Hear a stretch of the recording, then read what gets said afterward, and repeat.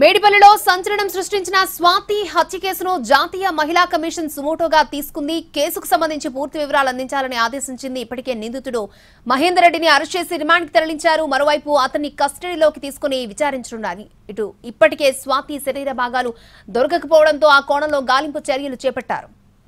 నిందితుడు మహేందర్ రెడ్డిని పోలీసులు అదుపులోకి తీసుకున్నారు. అయితే పోలీసులను మహేందర్ రెడ్డి తప్పుదోవ పట్టిస్తున్నారు. ముందుగా స్వాతి శరీర భాగాలను మూసీలో వేశారని చెప్పడంతో 10 కిలోమీటర్ల మేర గాలించారు. అయినా ఫలితం లేకపోవడంతో మరొకసారి విచారించారు. అయితే శరీర భాగాలకు రాళ్లు కట్టి వేయడంతోనే శరీర భాగాలు దొరకడం కష్టంగా మారింది.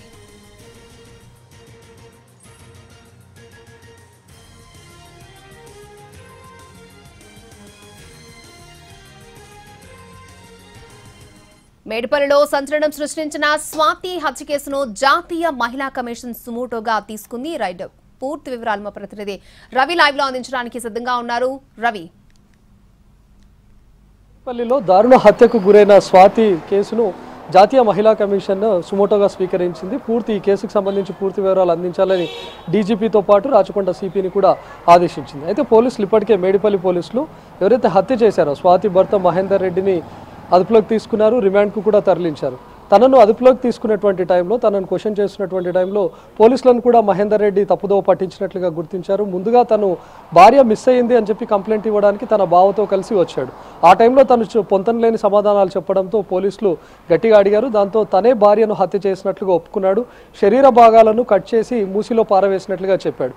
మూసీలో ఎక్కడ పారవేసావని చెప్పి అడిగినప్పుడు తనకు నిద్ర వస్తుంది, నేను కాసేపు పడుకోవాలి అని చెప్పి స్టేషన్లోనే పడుకున్నట్లుగా తెలుస్తుంది. ఆ తర్వాత ఎర్లీ మార్నింగ్ చెప్పడంతో మూసీ నది వెంట దాదాపు 10 కిలోమీటర్ల మేర పోలీసులతో పాటు డిఆర్ఎఫ్ టీమ్స్, అదేవిధంగా హైడ్రా టీమ్స్ కూడా గాలించాయి.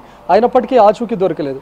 మూసీలో ఉధృతి ఎక్కువగా ఉంది కాబట్టి, వాటర్ ఫ్లో ఎక్కువగా ఉంది కాబట్టి ఆల్మోస్ట్ కొన్ని కిలోమీటర్ల మేర ఈ శరీర భాగాలన్నీ కూడా కొట్టుకుపోయి ఉంటాయని పోలీసులు భావించారు. కానీ ఆ తర్వాత అనుమానం వచ్చి మరొకసారి పోలీసులు మహేందర్ రెడ్డిని గట్టిగా అడిగినప్పుడు తను మరొక విషయాన్ని చెప్పాడు. నేను మామూలు కవర్లలో పాడవేయలేదు, ఇంటిపైన ఉన్నటువంటి ఇటుక రాళ్లను కూడా తీసుకొని వాటికి శరీర భాగాలను చుట్టానని చెప్తున్నాడు. అంటే తల భాగం మొత్తాన్ని కూడా ఇంటిపైన ఉన్నటువంటి ఇటుక పిల్లలకు చుట్టి దాన్ని కవర్లో వేసి దాన్ని పారవేశానని చెప్తున్నాడు. ఇక చేతులను కూడా కొన్ని ఇటుక రాళ్లకు చుట్టి పారవేశానని చెప్తున్నాడు. ఈ రెండు తలా కాళ్ళు పారవేసి రిటర్న్ వచ్చేటటువంటి టైంలోనే తన బైక్ పైన ఒక 10 కిలోల రాయిని తీసుకొని వచ్చాడు. ఆ రాయికి ఈ కాళ్ళను చుట్టి మళ్ళీ దాన్ని మరొక కవర్లో వేసి పారవేశాడు. అంటే పోలీసులు ఎప్పుడైతే అటు హైడ్రా టీమ్స్ కానీ లేకపోతే డిఆర్ఎఫ్ టీమ్స్ కానీ పోలీసులు కానీ మూసీలో కొట్టుకుపోయి ఉంటాయని చెప్పి వరద ప్రవాహంలో వెతుకుతూ ఉన్నారు. కానీ ఎప్పుడైతే రాళ్లకు కట్టి వేశాడో అని చెప్పడంతో ఎక్కడైతే పారవేశాడో అదే స్పాట్లో నిన్న పాతాళ గడియతో కూడా వెతకడం ప్రారంభించారు.